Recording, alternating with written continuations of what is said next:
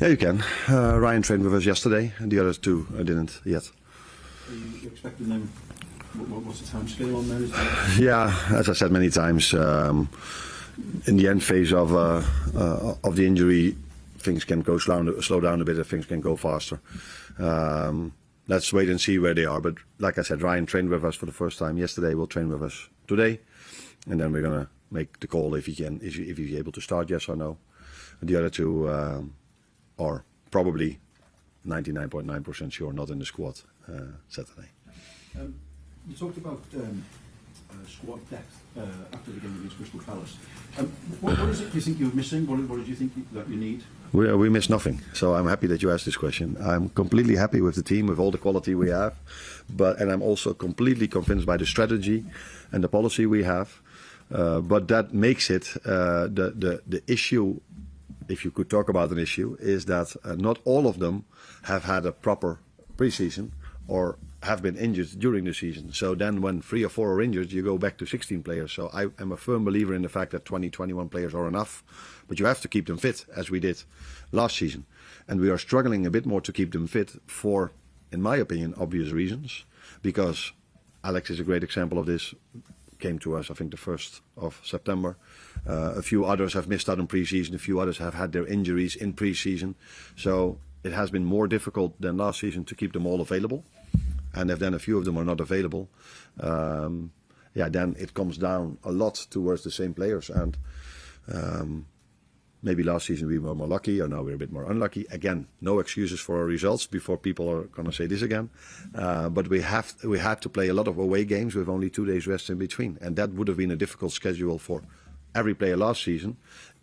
And I mean a player that has been fit throughout pre-season, throughout the whole season. But that has not been our situation, and then I think you have to manage it, because upcoming week is again free in 7 or 8 days. So there's nothing to do with the squad depth. It has to do with how we've went through the season in terms of injuries and availability, and players available to play every single time 2 games in 3 days. Finally, for me, there's been a lot of speculation about contract negotiations for you. Are there talks ongoing at the moment? Can you tell us? This is the last question I was expecting. I think my focus should be completely on getting Liverpool back on winning ways, and that's my first answer. And the second answer is that contract talks, if they are even there, are never. We never speak about this here. But let us first start to win again. That's where my main focus is on. Anna, you mentioned there about the injuries that your team is suffering with and have suffered with across the first few weeks of the season, and the fact that the schedule is as demanding as it ever is. With the issues that you've got at the moment, how are you going about trying to solve these problems? How difficult is it to solve them in season with the injuries and with the number of games that you've got as well? Just handling the situation as it is. So. Alex is. Let me use Alex as an example. He had to do his pre-season inside the season, and people can then argue, why do you play him? But yeah, if I don't play him, I don't have him available, and we need to have him available, because otherwise I have to play Hugo every single game. And I was just with Owen Hargreaves when he made the comparison between the two of them, and he showed that the both of them, for another reason by the way, but he showed me over there that both of them played. One played 34 games last season, the other one 34, and we play 60 over here. So that's why I need to get Alex as soon as I can into playing as many games as he can. And that has been something not only with him but with a few others as well. So Jeremy Frimpong has been in and out with injuries quite a few times. Same with Conor Bradley. So if one is out, the other one has to play more. That's why I've played maybe also Dominic Szoboszlai a few times in that position. So that has been something what every team, by the way, has. So it's, again, not an excuse for us, because every team works with this. But what was a bit different than, for example, for me last season, is that last season they all had 1 year Premier League experience as a minimum. And they were all fit when we started, and they stayed fit. And now they weren't all fit from the start. And then it's also, then you have to, some players have to play maybe even more than you want them to do, which is a risk for them getting injured as well. But it's just the situation as it is, and we have still more than enough good players available to play the game on Saturday, to play the game on Tuesday, and to play the game on Sunday.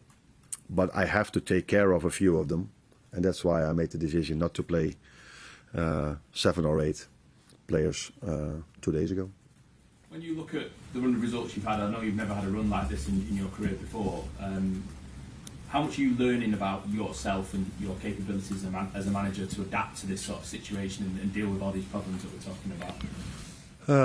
Maybe learning comes then a little bit later, because now you're mainly focused on how can I change, and you always evaluate the decisions you've made, the choices you've made, or the things you've done afterwards. And my focus is now not so much on trying to look back on what has happened, but more on how can we get a very good performance on Saturday. And so yeah, maybe the learning part is going to come a little bit later, but for now the focus is on the future, and is on how can we get a good result, or at least a good performance against Villa, because normally a good performance from this quality players leads to a good result.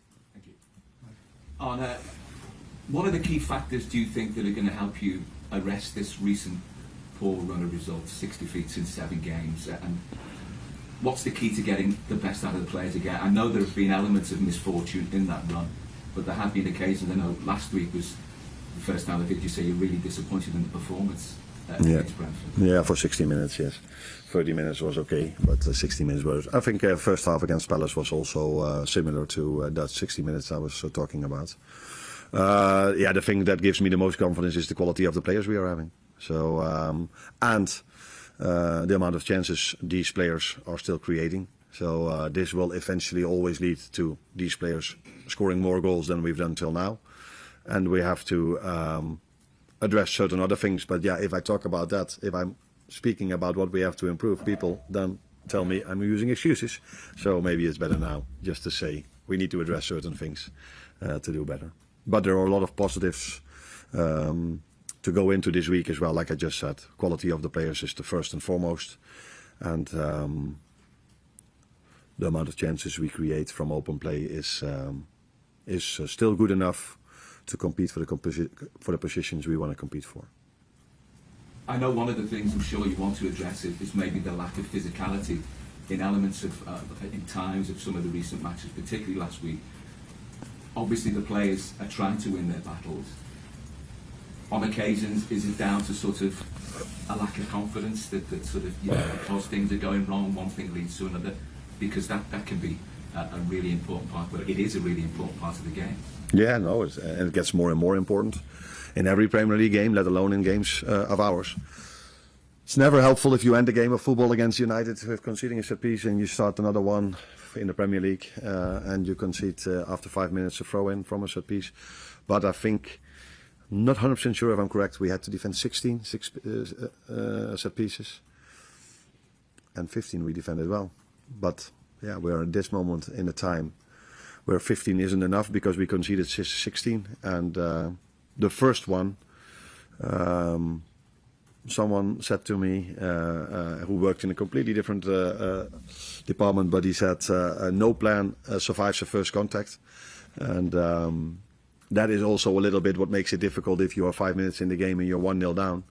That is never helpful for confidence and for the plan you're having. But like I said, if I liked a little part of the game, it was the part after we conceded the 1-0, because at that moment of time we were creative, we created our chances, but we couldn't score. And then in the last 10 minutes it became more of their game again, and eventually the way we conceded the 2-0, yeah, that is something that is far from our standards. Hi, Arne. There's been a lot of discussion in the last few weeks about long balls, and then discussion about your discussion of long balls. The next 2 opponents in the Premier League, Aston Villa and Man City, play less long balls than anyone else in the league. So do you think that this might help you impose your game on those teams, or do you think maybe those teams will try and adapt their game to try and focus on what could be seen as a weakness? No, they're also really good at that. So Chelsea played their own game against us. They brought the ball out from the back as well, and we didn't win that one as well. So again, when people ask me after the game, why was it difficult? I try to explain why it was difficult. And if the question is why it was difficult, I answer the question why it was difficult. People don't ask me, can you come up with excuses? And then I give an answer. So I tried to explain why it was difficult. And I did this only for the first time after United, because the games before that I felt would be stupid to tell so, because I'm not 100% sure if everybody is already noticing what we're seeing. Then I underestimate a lot of analysts throughout the country. But if it happens after the 10th game and 9 of them were so much focus on long balls, then I think it's fair to say for me, if you ask me the question, why is it difficult, to say this without opening the eyes of upcoming opponents. These two teams we face now indeed bring the ball more out of the back, but they're also really good in it. So I think City is a high-pressing team. We're really good in high pressing, but I did see Villa being able to play through that multiple times. And if I'm 100% correct, I think I am. They won the game by a set piece. Yeah. So another time, the importance of a set piece.